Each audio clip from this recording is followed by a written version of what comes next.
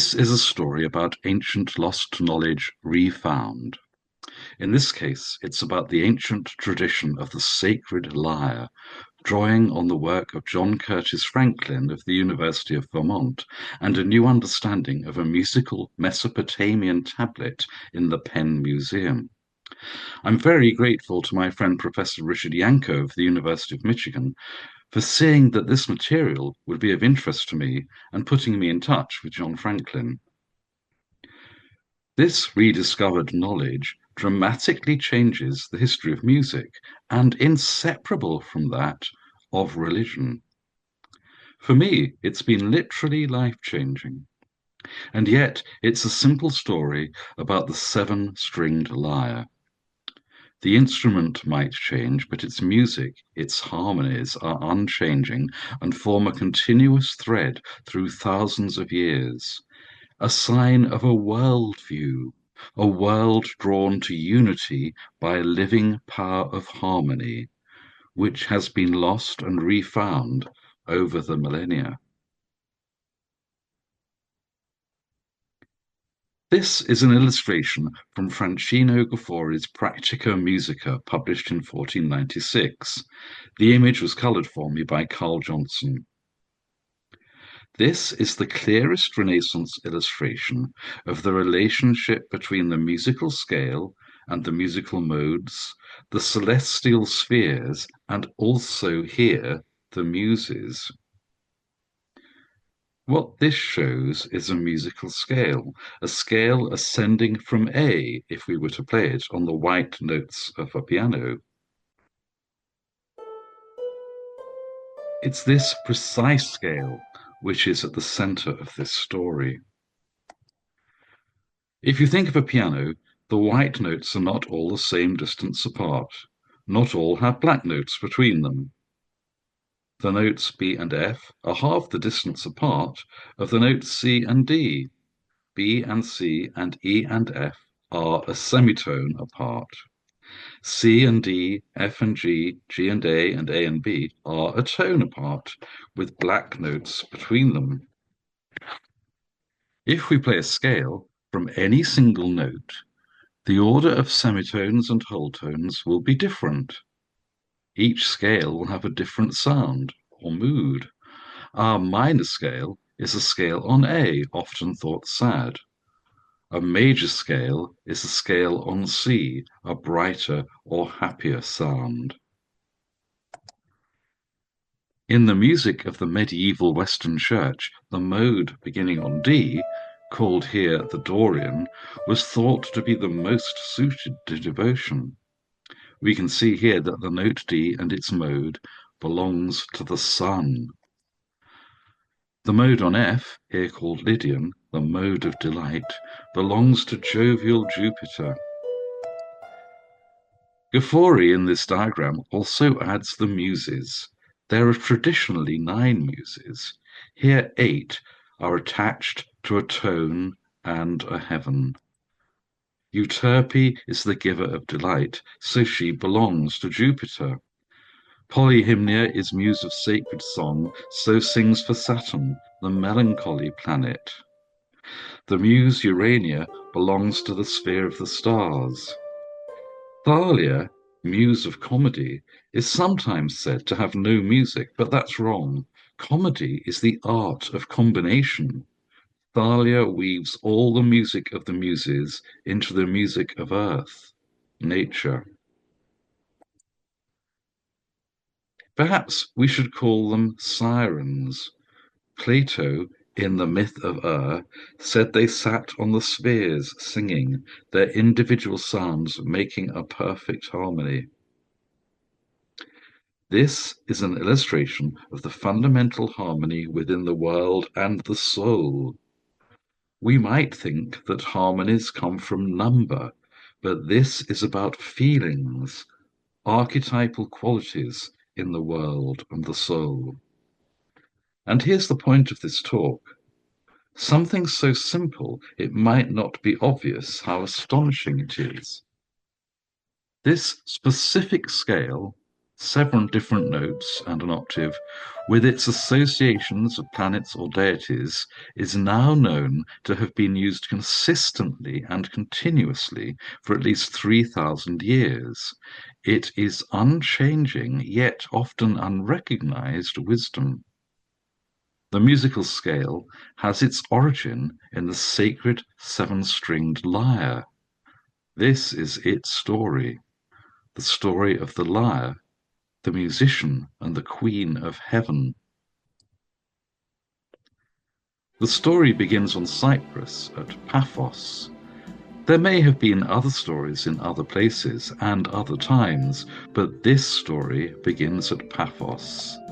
Perhaps 3,000 years ago, worshippers gathered on the beach at Paphos and remembered the birth of Aphrodite from the sea almost more blue than our eyes can bear to gaze on, sea stirred by a breeze, and the goddess rising from its dancing white foam, daughter of Uranus, a remote and mysterious deity, god of the heavens. His genitals were severed by his son, Kronos or Saturn, later thought of as Time, thrown into the sea, and Aphrodite is born from his seed. On this beach, later other islands would claim her, but she is a cosmic deity. Homer thought she was the daughter of Zeus and Dione. An ancient Homeric hymn begins, "Muse, tell me the things done by golden Aphrodite, the one from Cyprus, who arouses sweet desire for gods, and who subdues the races of mortal humans, and birds as well, who fly in the sky, as well as beasts, all those that grow on both dry land and the sea." Pausanias, in Plato's Symposium, tells the guests at the party that there are 2 Venuses, Aphrodite Urania, who has no mother, born from the sea, is heavenly love. Earthly love belongs to Aphrodite Pandemus, but it's the heavenly love that moves the stars and brings beauty into the world. We might prefer to think that heavenly and earthly are 2 aspects of one goddess. Aphrodite Urania is one of the most ancient representatives of a very ancient idea, harmony as a force which draws things, all things, together, something both beyond nature and yet embedded within it. The lyre is not just a symbol, but a demonstration of the law or language of harmony, which is known in musical harmony and was imagined to be displayed by the pattern of the cosmos. Cinyras was the king who played his sacred lyre for Aphrodite as Queen of Heaven. This was about 5,000 years ago. Only about 3,000 years ago, Homer wrote in his Iliad that Cinyras presented a breastplate to King Agamemnon. That was in the Trojan Wars. Cinyras was old then. Aphrodite was ageless. According to Ovid, much more recently, Cinyras was the grandson of Pygmalion and his beautiful statue brought to life by Aphrodite. He had an incestuous relationship with his daughter Mera, who gave birth to Adonis. Mera was turned into a tree that wept myrrh. Robert Graves thought the story of Cinyras and Myrrha was the myth of a temporary king marrying a priestess to prolong his reign. These myths are complex and change over time, but the constant in this story is Cinyras's lyre. Or was Cinyras himself the lyre? The lyre is the same now as it was then, a magical artifact belonging to the Queen of Heaven.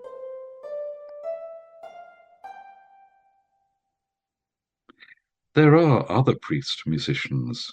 The goddess they can serve can have other names. Cinyras is, as far as can be known, the original. John C. Franklin writes, In Greek evidence, Lyre heroes like Orpheus, Amphion, Cadmus, and Linus are seen as late mythological derivatives of the pattern. The seven-string sacred lyre is unchanging. There are larger instruments with more strings, but the seven-stringed lyre, which sets the pattern of the seven-note scale, and the tuning of large instruments, is the key to harmony and the cosmos. The priest-king is the lyre. He serves the lyre and the Queen of Heaven. But is the king simply a personification of the lyre? The seven strings of the sacred lyre form a diatonic, that is, white note scale from A to G. The central string is to us the D. Franklin explains that tablets from the ancient civilizations of Ur, Nippur, Sippar, Assur, and Ugarit show illustrations of the seven-stringed pattern and provide evidence that this tuning system dates back to the 3rd millennium BCE. This story runs through 5,000 years. Scholars had believed that diatonic tuning only developed in the late classical period, but the new evidence shows it was passed on through Mycenae and possibly the Minoan civilization. This simple musical scale had been heard as divine, the music of the heavens, for thousands of years. When we look at the lyre as a model of the cosmos, the central string represents the sun, which illuminates the other planets below and above. In Greek writers, this central string is called Theon, the god. Aristotle gives the names of the strings, and Plato mentions the stringing of the lyre, but they were writing about a tradition that was already very old. Our note D is always the central string. The central string remains the same however we tune the lyre. To tune the rest of the strings to this original sacred scale, we tune them from the central string. We can tune the strings by ear to what sounds to us, to nature, to be harmonious. We don't need any numbers or ratios or mathematical theories to tune the lyre. There are Greek sources which give the associations of the planets with the seven strings, already a much older tradition. Nicomachus gives the order of strings and planets as A. Moon, B. Venus, C. Mercury, D. Sun, E. Mars, F. Jupiter, G. Saturn. Another text ascribed to Nicomachus reverses Venus and Mercury, and this is the order which continued until the Renaissance. Nicomachus added an eighth string, making an octave. This was attached to Kronos, or to the fixed stars. Kronos is generally taken, though, to be the same god as Saturn. It's impossible to know when the planets were first associated with the seven-stringed lyre, possibly a millennium before Pythagoras. But which came first? Was the lyre made to imitate the perceived order of the cosmos, or was the cosmos perceived to imitate the tuning of the lyre? The Greeks, it has to be said, didn't see the distances between the planets quite like this. The Moon and Mercury appeared to them to be closer than a whole tone. I feel this is evidence that the more ancient perception of the cosmos was adjusted to imitate the lyre. Perhaps the Greeks were more accurate astronomers. The lyre isn't just a symbol of the cosmos. It's a mystery in itself. The harmonies of the lyre, the strings, had meaning. Each string and the mode centered on it has an emotional quality that seems to reflect the symbolism of the planets, but which has a reality regardless of how we imagine the cosmos. But the lyre is more than this. It is also a living source of inspiration. Each string is a muse with her own character. Music itself has meaning. A single note might mean nothing, but as soon as our song moves to another note, we hear a distinctive mode. The melodies centering on the seven notes of the lyre communicated seven archetypal qualities which could guide our songs and inspire our imagination. For example, the theon, middle string, is D, associated with the sun, the mode which was used for worthy melodies, and matches the idea of the D Dorian mode in Gregorian chant as the most serious mode.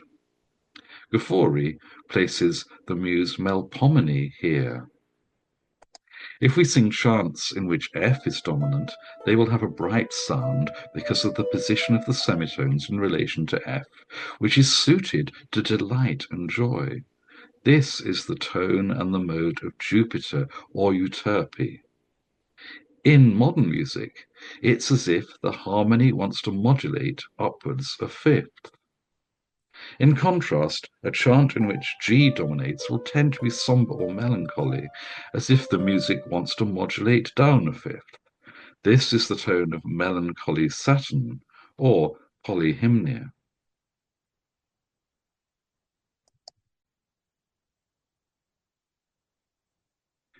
The Muses or Sirens might have had other names long ago, but they represent the archetypal qualities of each tonal mode and, as Franklin says, a reverent contemplative relationship between musician and instrument in which the lyre itself plays an active, even dominant role. He continues, the muses of the seven strings lead the lyrist into a treasure house of ideas and inspiration, provided they be cultivated with the devotions of skill and wisdom. The lyre is a cosmos held in the hand. It serves Aphrodite as the queen of heaven. She is the source of harmony. Harmony is both an energy that draws things to unity, whether musical notes, nature, events, or lives, and the law which guides them in their formation. The harmonies of the sacred lyre are a gateway into the treasure house of ideas and imagination. The 5th-century Greek philosopher Pythagoras is often said to have been the one who discovered that the harmonies of musical sounds were derived from simple numerical ratios. This in turn was evidence that everything in the world came from one, an abstract source, which some people associated with God. Some sources claim Pythagoras had visited Egypt. It's quite possible that this knowledge of harmonic ratios is much older. It could have been known in the earlier stages of the story of the sacred lyre. Iamblichus, long after Pythagoras' time, wrote, in Phoenicia, he conversed with the prophets who were descendants of Moschus the physiologist, and with many others, as well as with the local hierophants. Some much later have wondered if Moschus was Moses. Iamblichus goes on. After gaining all he could from the Phoenician mysteries, he found that they had originated from the sacred rites of Egypt. The diatonic tuning of the lyre has been thought of as a Pythagorean tuning based on the knowledge of harmonic ratios. But if this tuning was the tuning of Cinyras, it follows that the knowledge of the ratios, or a simple awareness that harmony came from unity, could be as ancient as the lyre. John Franklin writes, the diatonic or Pythagorean tuning process is now known to have been cultivated in the ancient Near East from the Old Babylonian period, circa 1800 BC. This was remembered by Aristophanes as the method of tuning handed down by our forefathers. The actual point in history when the mathematical basis of harmony was discovered is elusive. A 2024 Cambridge University paper suggested that Pythagoras was wrong, though not that there was no universal harmony, but that we don't necessarily enjoy music which is perfectly harmonious. Some musical traditions enjoy the emotional effects of other tunings or of notes that are not quite in tune. A singer or instrumentalist might bend the note, but the emotional effect comes from the tension between the natural harmonies and the melodies. Universal harmony remains, but deviations can be a source of delight. Perhaps our world only exists and has beauty and life because it is not quite in tune. In fact, it's only possible to define the simplest harmonies, octave, fifth, and fourth, by simple ratios. The other intervals, major and minor thirds, for example, are more difficult to define. The pursuit of a mathematical explanation for the harmonies can lead to madness. Perhaps there is no explanation. Gufori, whose illustration I began with, explained that Pythagorean tuning is ideal, but, he says, because this is mixed with corporeal materials, it falls from the exactness of numbers. But in the place above us, there is true and incorruptible music, as our Holy Church declares to exist in angelic choirs. In spite of the imperfections of the material world, writers such as Boethius and the Renaissance Francesco Giorgi believed that this diatonic tuning was the closest we could come to the divine music. But music, earthly or angelic, is about feeling and imagination, not numbers. The other important piece of evidence for the story of the sacred lyre is a Mesopotamian tablet, CBS 1766, in the Penn Museum. The meaning of this tablet, from about 700 BC, has been debated for some time, but its meaning has become much clearer in the light of John Franklin's research. The seven-pointed star in a circle is actually a diagram of the order in which you tune the strings of the seven-stringed lyre. This simple illustration has surprising importance. This is something that affects us all every day. We are all participating in the mysteries of the lyre. As I've mentioned, the tuning always begins with the central string, theon, which can represent the sun. The other strings are tuned by ear from that string in fifths in this order: D, A, E, B, F, C, G. To give them their planetary names, the order in which we tune the strings is Sun, Moon, Mars, Mercury, Jupiter, Venus, Saturn. It's not as obvious in English, which substitutes some appropriate Norse gods for planets, but this is why the days of the week are in this order: Sunday, Monday, Tuesday, Wednesday, Thursday, Friday, Saturday. This is the order we tune the lyre. String 4, 1, 5, 2, 6, 3, 7, and the order in which God tunes the world. The Greeks didn't use these days of the week. In his 2nd century CE Roman history, Cassius Dio explains that the idea of harmony was related to the 7 planets, and he adds that from ancient times the relationship of harmony and the planets was the source of the days of the week.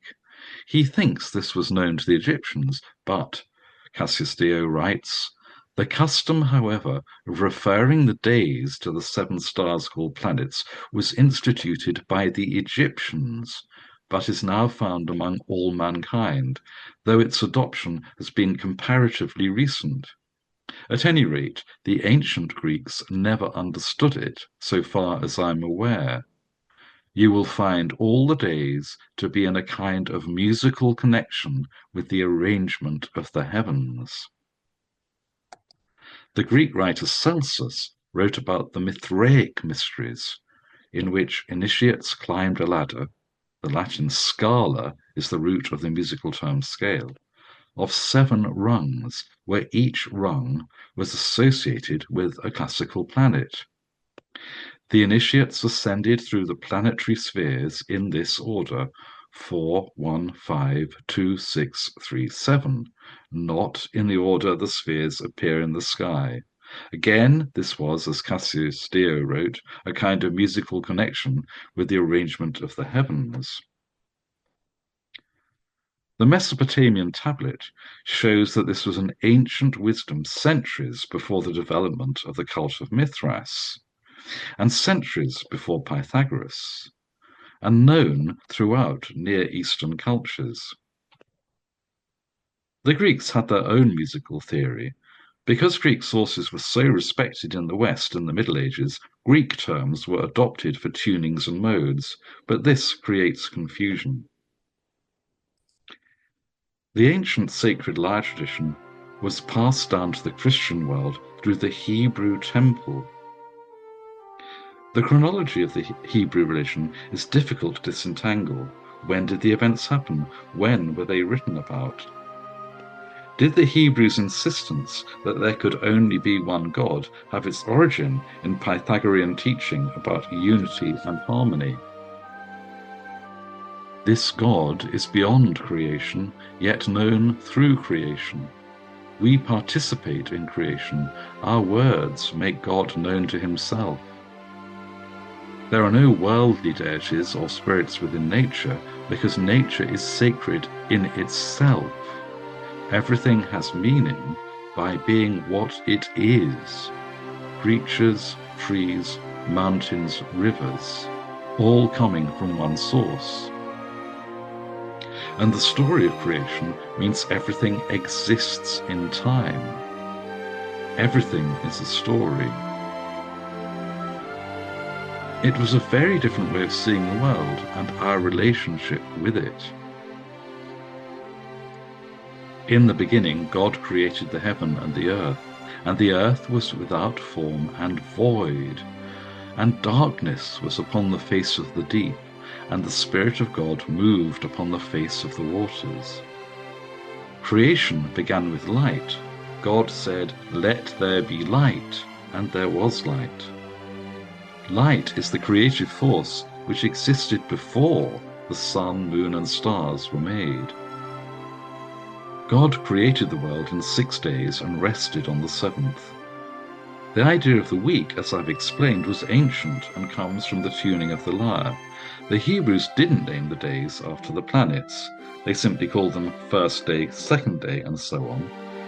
But the planet Saturn was named after the Sabbath, the day of rest, which shows that they knew the same order of planets in the cosmos.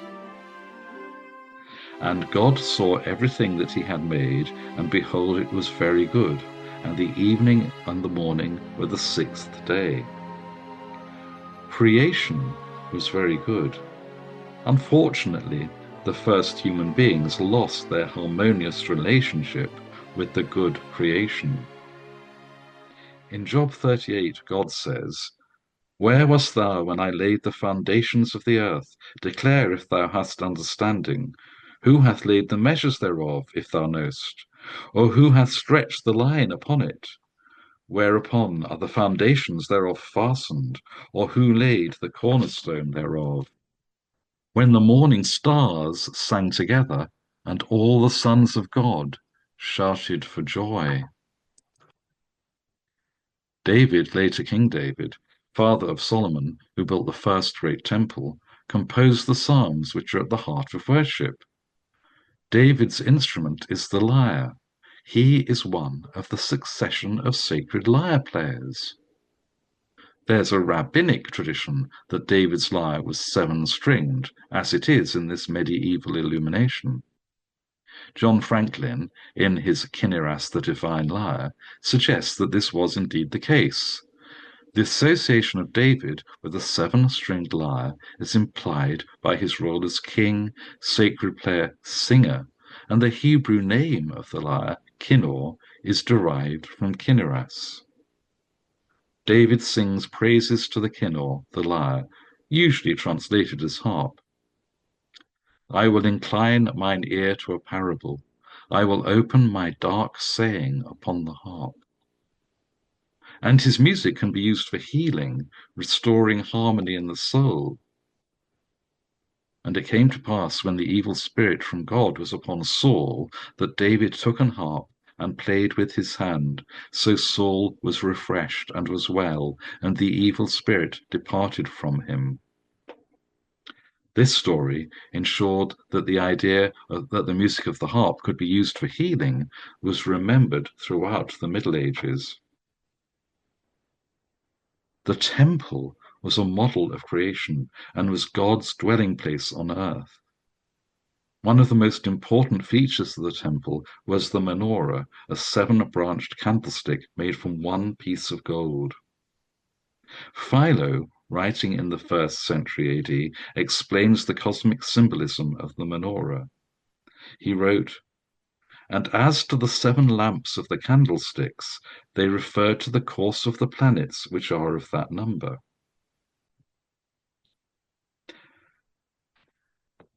Clement of Alexandria, copying Philo, wrote of the menorah, "The lamp was placed to the south of the altar of incense, and by it were shown the motions of the seven planets.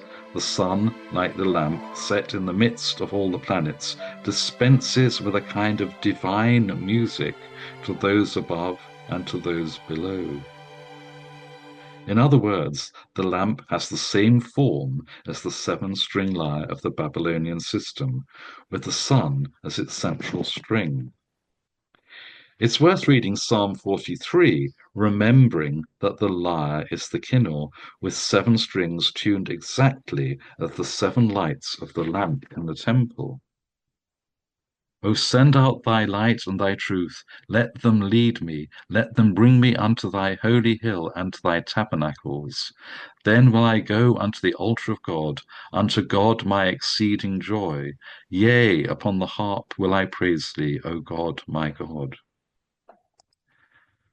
The ancient temple was a model of the cosmos, and its liturgy helped sustain creation. The temple music included a varied orchestra, including the ancient kinnor, a larger harp, the neville, pipes, flutes, trumpets, and percussion. The music, as an organized and regulated aspect of the liturgy, predated the building of the temple. The Book of Chronicles says, "And these are they whom David set over the service of song in the house of the Lord after that the ark had rest. And they ministered before the dwelling place of the tabernacle of the congregation with singing until Solomon had built the house of the Lord in Jerusalem. And they waited on their office according to their order." The menorah shows that the lyre and the image of the cosmos preserve the same order and the same musical scale, an aspect of the divine law of harmony in all nature. Margaret Barker argues that the ancient Hebrews knew a female aspect of deity, necessarily the first thing God created, and the representation of the guiding principle in creation. This lady, Asherah, would take the place of Aphrodite Urania as the personification of harmony. Take this idea of harmony away, and there's a danger that God is reimagined as a totalitarian ruler or a God who rules by set laws rather than a divine law of harmony within creation and the soul. After the Hebrews returned from captivity in Babylon in the 6th century BCE, their monotheism became more rigorous, and this feminine imagery was suppressed. Perhaps in the world of the temple, popular mythology had become a distraction from the more cosmic meaning of the image of harmony. Later in Hebrew tradition, the lady seems to have been remembered in the more abstract writings about wisdom. Margaret Barker writes, "The mysterious wisdom had something to do with spiritual vision, with the human mind, and with knowledge. The harmony of the world was closely connected to her way of perceiving the world, since she joined all things together. What wisdom gave was not just knowledge and information, it was an attitude to knowledge and information such that the world was in harmony. Christian tradition follows on directly from the symbolism of the temple. Musical allusions in the New Testament are rare. St. Paul's tells us that they sang psalms in the early church. In the context of the temple and the more ancient tradition, this must surely have been a far more important form of worship than might be recognized today. The song of the angels is heard on earth at the Nativity. There is singing and the playing of harps in heaven. In other early Christian texts, Christ is referred to as the cosmic lyre player, sometimes specifically the kinnor. Clement of Alexandria, writing about 200 AD, uses elaborate musical imagery.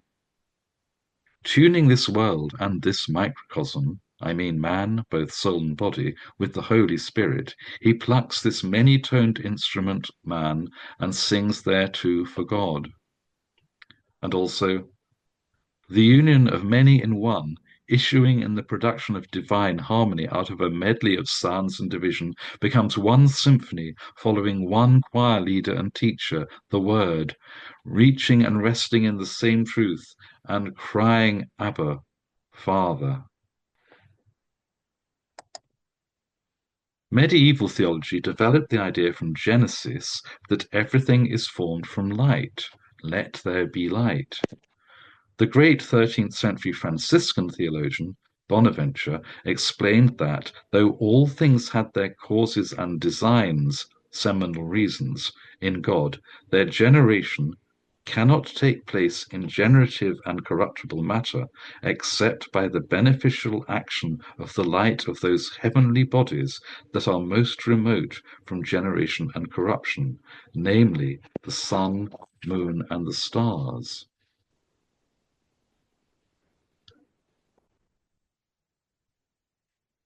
The original light, lux, passes through the sun and the heavenly bodies, guiding the formation of everything in nature.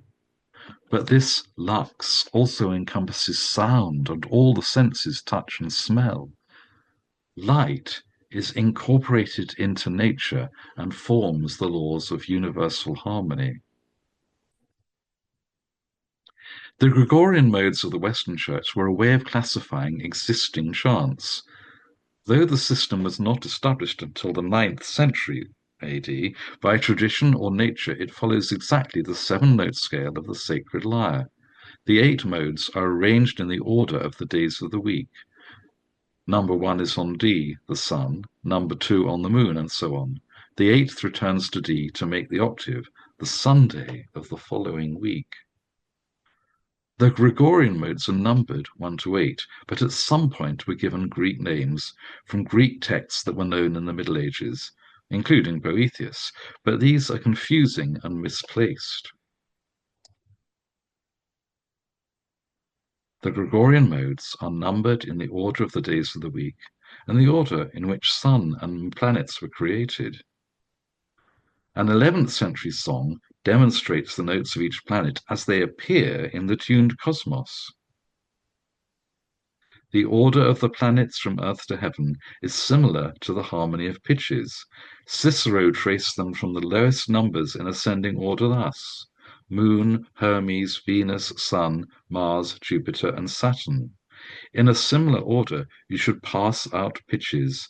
Make first the Moon, which lies close to the Earth, then note how much Mercury is higher than that one, and the musical order computes the tone for this space. Venus guards the following space, fitting for a semitone. The distances of tone and semitone form that scale on A, exactly as in the Ghaffori illustration and the ancient lyre. In the 13th century, St. Francis of Assisi and his followers had a particular interest in music. Francis himself was said to sing troubadour songs, accompanying himself on an imaginary fiddle made of sticks. His relationship with nature suggests he was a new Orpheus. There's a story that when he was ill, an angel came to play to him on a kithara, a form of kinnor or lyre. From the early days, there were Franciscan composers and theorists at Assisi. The earliest surviving description of the ethoi, or qualities of the modes, was written by Juan Gil de Zamora in the mid-13th century. This was copied by Renaissance writers including Juan de Pereira and Gafori. The Franciscan Juan Gil says of mode 3, associated with Mars and called Phrygian, one should note that the third tone is angry and stimulating, having vigorous leaps in its contour, whence Boethius says that Pythagoras roused some youth to health through the third tone. Through mode 2 one returns to a gentler disposition.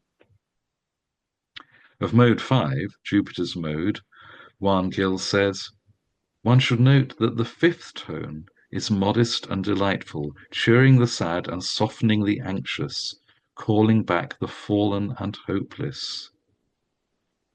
Juan Gil explains that appropriate modes should be used to suit the mood of the liturgy. Mode 5 is often used for the gradual, which introduces the gospel. Today, 3,000 or 4,000 years after this story began, we can step into a church not far from here and experience music and a mystery which takes us back through the ancient temple, the ancient image of the cosmos, the imagination inspired by the muses, to the 7 strings of Kinneras's lyre, to the source of harmony. Medieval theology assumes that there is a harmony which guides the formation of things, a universal harmony visible in the stars, which guides the formation of all things, guides the body and soul to unity, and guides the working of justice and peace. For Francis and Bonaventure, later known as the Seraphic Doctor, Mary as Queen of Heaven is its representative, taking the place of Aphrodite Urania, but also a human being. Christian tradition develops the Hebrew focus on this world, here and now. In the Incarnation, God, the One, the Word, enters this world and humanity through the embodiment of human nature and harmony. In a sermon on the Assumption, Bonaventure tells us that the Virgin Mary is the mother of the fabric of the universe and the mother of angelic reparation. So Bernard of Clairvaux, says, rightly then, O Lady, the eyes of every creature turn to you, through whom and in whom and from whom the kind hand of God created and recreated. In the 13th century, when Bonaventure wrote these words, other philosophers in the Jewish, Christian, and Islamic worlds, influenced by rediscovered works of Aristotle, began to argue that God was remote and detached from creation, merely the prime mover. This, as Bonaventure warned, could lead to a quite false idea of God and a devaluing of creation. Aware of this danger, the Jewish students of Kabbalah in Girona in Spain, led by Rabbi Isaac the Blind, developed the imagery of the 10 Sephiroth. This Kabbalistic philosophy sees God as inseparable from creation. The Sephiroth are aspects of God through which the divine light emanates down to every level of existence. The 10 Sephiroth are often seen as reflections of the 8 spheres, with a higher Sephiroth, Kether the crown, and a lower, Malkuth, sometimes seen as the material world. When these 10 Sephiroth are represented as a tree of life, the central Sephiroth is Tifereth, like the sun or the central light of the menorah, radiating God's light to the others. The Sephiroth seem to me to be another way of contemplating the harmonies beyond harmony, which lie beyond the musical scale. Is music a form of Kabbalah? And so we return to Gafori's illustration. Gafori gives the classical sources for his associations of planets, modes, and muses. See Jocelyn Godwin's indispensable book, The Harmony of the Spheres. Though not all sources agree, his arrangement has the ring of truth to me and mysteriously echoes the beginnings of this story thousands of years before. Just a few years before this illustration was published, the great Florentine philosopher and translator of Plato, Marsilio Ficino, wrote of singing hymns to the gods, the planetary deities, to heal or harmonize the spirit, particularly in cases of melancholy. There's no reason to doubt that Ficino sang in these same modes, accompanying himself on a Lyre da Braccia, a kind of bowed viol, and that such healing music had been used for centuries. But Ficino sang the words of the Orphic hymns. These hymns date from the 2nd century AD, but we can say now that he was reviving a far older tradition, the music of the ancient lyre, as these modes have their origins in the songs of Kinniras. Heavenly smiling Aphrodite, praised in many hymns, sea-born, revered goddess of generation, everything comes from you. You have yoked the world, and you control all three realms. You give birth to all, to everything in heaven, upon the fruitful earth, and in the depths of the sea. Ficino's hymns must have matched the qualities of the string muses. The climax of this tradition was the publication of the massive book De Harmonia Mundi, The Harmony of the World, by the Franciscan Francesco Giorgi. Giorgi describes the whole of creation as three worlds, angelic, celestial, and physical, seeking harmony in Christ. He combines Christian, classical, and Kabbalistic sources in a unified vision.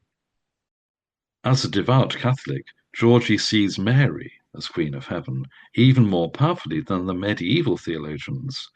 He writes, "The Virgin Mary is exalted over all the angels and is responsible for the movements of the 7 planets." Copernicus and others showed that the Earth was not the center of the universe. The ancient cosmos was an illusion. But we can see now that the symbolic world of planets and stars comes from harmony, the mystery within creation. George's book is still a guide to the archetypal forms in the soul, imagination, and nature. Harmony is both the energy which draws things together and the law which guides formation. If we compose, perform, or listen to music of any kind, in which many tones, feelings, and ideas combine to form new works with their own individual meaning and unity, we are sharing in the work of creation.